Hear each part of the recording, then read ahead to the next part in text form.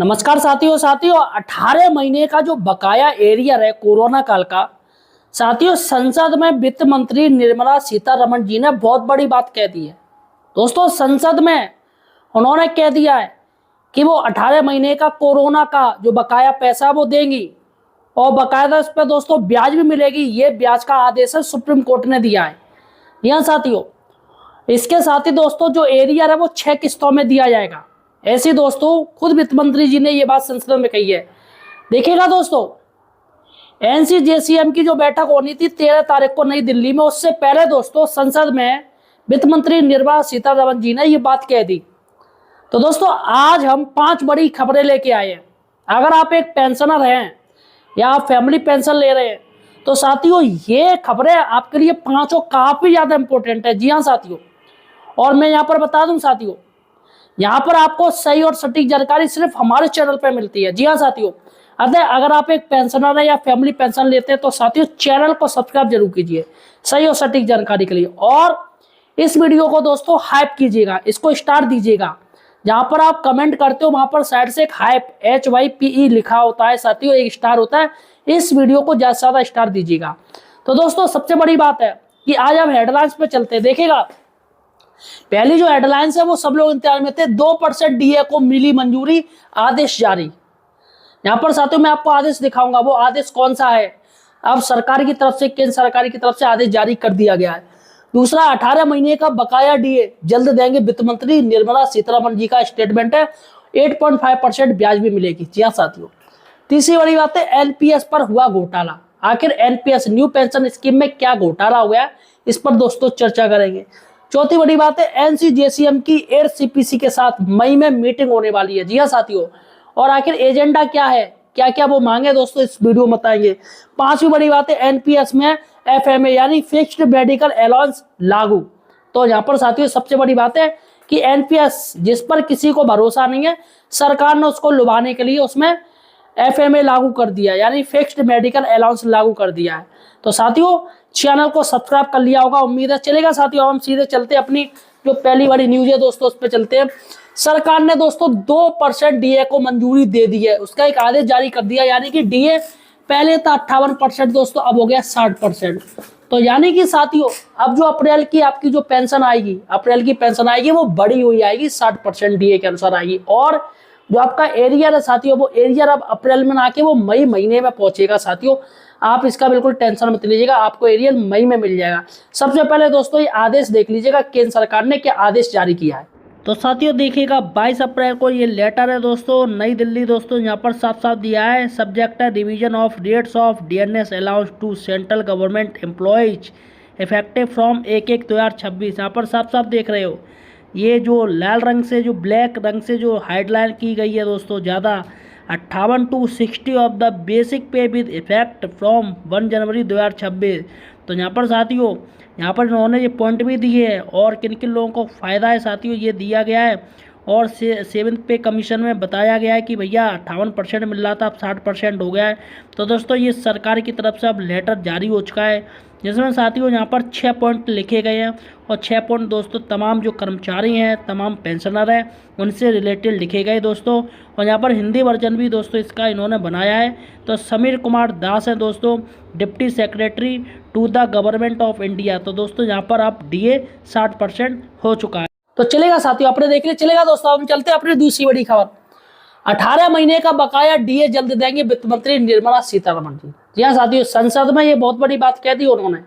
अभी तक सरकार दोस्तों चुपचाप थी, लेकिन अब देख लिया कि भैया 5 राज्यों में चुनाव है। तो चुनाव दोस्तों मुद्दा काफी चल रहा था ये DA को लेके दोस्तों। तमाम सोशल मीडिया पे इनकी बखिया उधेड़ी जा रही थी सरकार की, और उनमें बखिया उधेड़ने में मैं भी शामिल था। मैं भी सरकार की आलोचना कर रहा था। और आज के समय में सरकार सोशल मीडिया पे काफी नजर रख रही है, हर जगह आलोचना हो रही थी जो दोस्तों, जिसका असर हुआ कि सरकार को DA जारी करने का फैसला लेना पड़ा। आखिर समझ में नहीं आ रहा कि भैया 18 तारीख को इन्होंने अप्रूवल दिया है, क्या मतलब है 18 में इनको कौन सा फायदा हो गया। या तो पूरा अप्रैल माह ये ले लेते तो होता फायदा, लेकिन इनको 20-15 के बाद मतलब 18 तारीख को इनको घोषणा करनी पड़ी। फिलहाल साथियों अब जाके अप्रूवल हुआ है। और सबसे बड़ी बात है कि वित्त मंत्री जी ने कहा है। और सुप्रीम कोर्ट ने दोस्तों कह दिया कि आपको 8.5% ब्याज भी देनी पड़ेगी। दरअसल दोस्तों मामला पश्चिम बंगाल में भी हुआ था, आपको पता होगा, जिसमें दोस्तों ममता बनर्जी ने अभी तक डीए नहीं दिया, उनका काफी सालों का डीए बकाया था, जिसपे सरकार ने कह दी, सुप्रीम कोर्ट ने कह दी आपको ब्याज भी देना पड़ेगा और बकाया डीए भी देना पड़ेगा किस्तों में। तो ये देखिएगा दोस्तों, एक न्यूज अखबार ने ऐसा दावा किया है, नई दिल्ली का है दोस्तों, शुक्रवार 10 अप्रैल 2026 का जनादेश समाचार है दोस्तों, जिसमें ये दावा किया जा रहा है 18 महीने का कोरोना काल का बकाया एरियर जल्द देंगे, ये वित्त मंत्री जी कह रही हैं।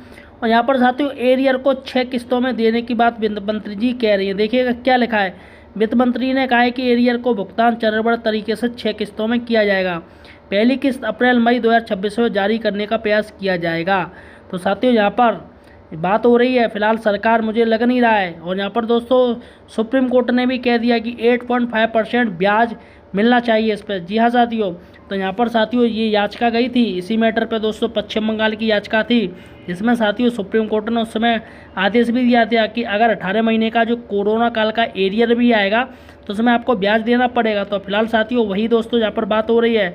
तो यहाँ पर दोस्तों अगर सरकार जल्दी पल्दी एक कार्य कर देती है तो दोस्तों बहुत बड़ी खबर होगी।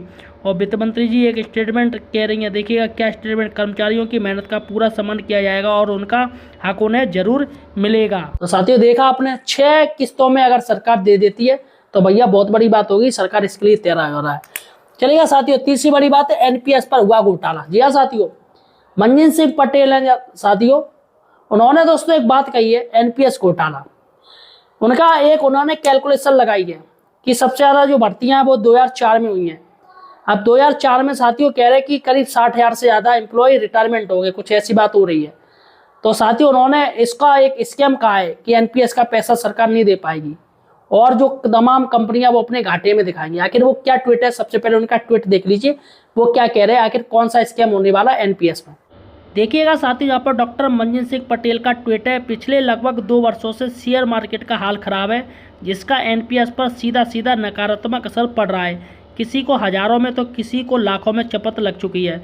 मुद्दा यह है कि जब वर्ष 2033 में बड़े पैमाने पर रिटायरमेंट शुरू होंगे तब बड़ी विड्रॉल अमाउंट के चलते भी और भी स्कैम से भी एनपीएस में जमा रकम की वैल्यू को इंटेंशनली भी गिराया जा सकता है।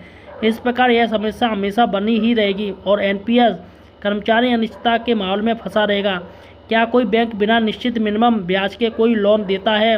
लेकिन यही बैंक हर महीने एनपीएस के नाम पर 12,000 करोड़ रुपए से ज़्यादा लेते हैं, पर 1% का भी गारंटी ब्याज नहीं दे रहे। तो यह स्कीम नहीं तो क्या है? तो मंजीत सिंह पटेल ने दोस्तों एक मैसेज भी अटैच किया है अपने इस ट्वीट के साथ और वह समझाना चाह रहे हैं कि एनपीएस में स्कैम के अलावा कुछ भी नहीं। देखेगा आज एनपीएस अकाउंट का जो हर 3 मंथ का टोटल वैल्यू का मैसेज आता है वो आया और जो वैल्यू 31/12/2025 को थी उसके सिर्फ 3,000 रुपये की बढ़त हुई और मरे और गवर्नमेंट शेयर अप्रोक्सीमेटली 1,20,000 से ऊपर कट चुका है जनवरी टू मार्च 2026 तक। यहाँ पर साथी देखिएगा, तो साथियों इनका यही कहना है कि भैया हमारा पैसा कम होता जा रहा है और आने वाले समय में सारा पैसा डूब जाएगा, तो यहाँ पर ये मोदी जी को न्यूज़ भेजी जाए, ऐसा दोस्तों ये मैसेज टैग किया गया है। तो साथियों देखा आपने। चलेगा साथियों, अब चलते चौथी बड़ी बात है, एनसीजेसीएम की तरफ से 8th पे कमीशन के साथ मई में मीटिंग फिक्स हो गई है। जी हाँ साथियों, एक लेटर जारी किया गया शिव गोपाल मिश्रा की तरफ से। साथियों देखिएगा, श्री शिव गोपाल मिश्रा जी का ये लेटर है दोस्तों और 21 अप्रैल का ये लेटर है और इसमें दोस्तों साफ साफ कह रहे हैं मीटिंग के बारे में। और ये 49th meeting of national council JCM to be held on 11 May 2026 at 3 PM। तो यहाँ पर दोस्तों 3 बजे ये मीटिंग होगी और 11 मई को होगी दोस्तों। और यहाँ पर साफ साफ कहा गया है कि 11 मई यानी मंडे को होगी और कॉन्फ्रेंस हॉल कैबिनेट सेक्रेटरी सेवा तीर्थ न्यू दिल्ली। तो यहाँ पर अंडर द चेयरपर्सन, तो चेयरपर्सन है दोस्तों, उनके साथ ये मीटिंग होगी और सीधा सीधा तमाम संगठन है साथियों ये अपनी बात रखेंगे, अपनी मांगें मनवाने का पूरा प्रयास करेंगे। तो यहाँ पर देखिएगा ये लेटर आप देख लीजिएगा, आपके सामने ये पूरा लेटर चल रहा है और चेयरपर्सन है दोस्तों, उनसे कहा जाएगा कि भाई हमारा इतना फिटमेंट फैक्टर तो होना ही होना चाहिए जो हमें मिलना चाहिए। चलेगा साथियों, अब चलते दोस्तों लास्ट अपनी 5वीं बड़ी खबर है, एनपीएस में दोस्तों एफएमए यानी फिक्स्ड मेडिकल अलाउंस लागू हो गया है। जी हाँ साथियों, और सरकार इसको लोक लुभावन बनाना चाह रही है। अभी तक दोस्तों एनपीएस में मेडिकल अलाउंस नहीं था, लेकिन सरकार अब उसका ही पैसा आपसे लेगी। आप ये जान लीजिएगा, मेडिकल अलाउंस सरकार खुद से नहीं देगी उसका पैसा, बल्कि आपसे ही लेना पड़ेगा, आपको लेना पड़ेगा। और उसमें साथियों एक अलग से आपसे अमाउंट लिया जाएगा और वो अमाउंट काटा जाएगा एफएमए के लिए। तो सबसे पहले लेटर देख लीजिएगा, लेटर क्या कह रहा है।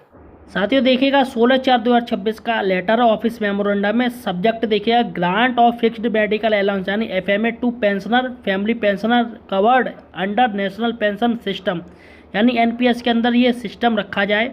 और यहाँ पर दोस्तों ये पेमेंट की भी बात की गई है कि इनसे ही दोस्तों काटा जाए। और इसमें दोस्तों एफएमए टू सीजीएचएस ओपीडी फैकल्टी सब कुछ जो सीजीएचएस दोस्तों मिलता है उनको वैसी सारी चीज़ें इसमें दी जाएंगी।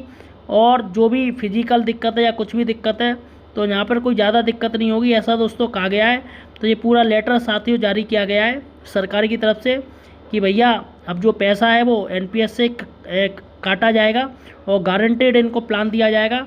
तो फिलहाल साथियों आप पूरा लेटर देख रहे हो और ये सरकार की तरफ से लेटर जारी कर दिया गया है कि सभी जो भी एनपीएस धारक हैं अब उनको दोस्तों एफएमए लेना ही पड़ेगा हर हाल में। सरकार आप पर जोर जबरदस्ती थोप रही है। तो साथियों उम्मीद है ये 5 बड़ी खबरें आपके लिए काफी ज्यादा इंपॉर्टेंट रही होंगी। और दोस्तों आपको कौन सी खबर आपके मायने की थी, कौन सी खबर आपको ज्यादा अच्छी लगी, मुझे कमेंट सेक्शन में बताइएगा। और यार चैनल को सब्सक्राइब कीजिए। धन्यवाद।